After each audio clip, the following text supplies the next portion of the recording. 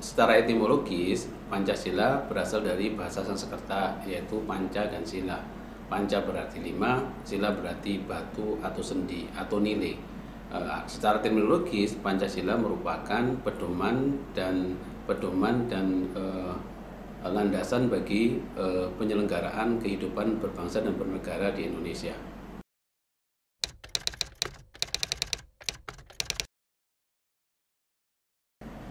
Ada beberapa alasan mengapa bangsa Indonesia itu membutuhkan Pancasila. Yang pertama adalah alasan historis, bahwa nasionalisme bangsa Indonesia itu berangkat dari faktor sejarah, bukan dari pemberian orang lain. Sehingga karena kesamaan nasib sejarah itulah maka bangsa Indonesia membutuhkan common denominator atau common value yang berangkat dan bermuara dari falsafah hidup bangsa. Maka dirumuskanlah kemudian Pancasila. Itu alasan historis.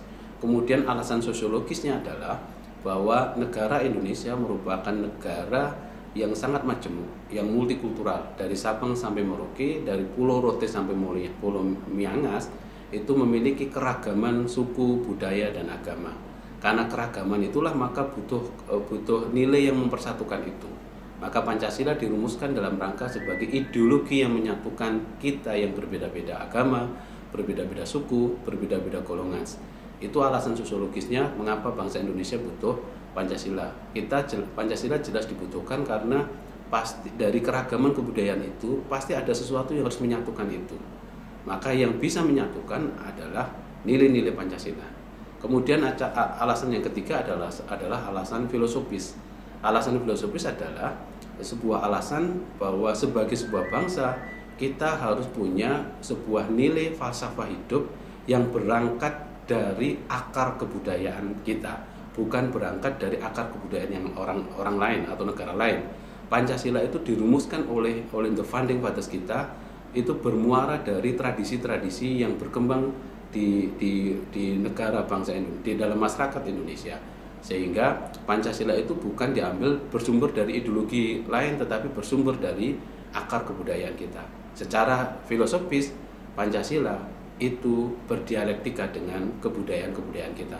Makanya Pancasila itu merupakan sifat natural bangsa Indonesia. Bangsa Indonesia sesungguhnya sejak awal sudah berpancasila.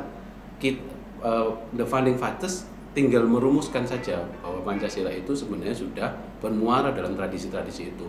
Makanya kenapa kemudian Soekarno pernah mengatakan bahwa saya bukan orang yang menemukan Pancasila, tapi saya adalah orang yang menggali mutiara-mutiara luhur tradisi-tradisi yang ada di bangsa Indonesia.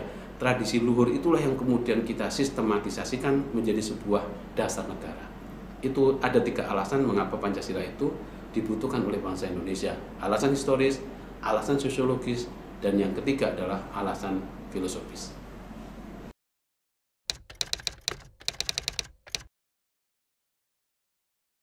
Nah, ini menarik.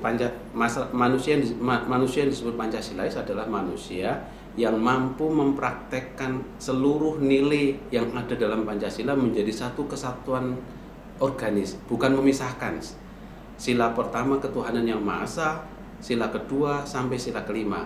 Istilah kesatuan organis adalah bagaimana kita menafsirkan nilai Pancasila itu tidak terpisah satu sama lain. Sehingga kalau kita mempraktekkan nilai Pancasila itu juga bukan dengan memisahkan, menjalankan nilai pertama itu harus berdampak pada nilai sila yang kedua, nilai sila ketiga, sila keempat sampai sila kelima.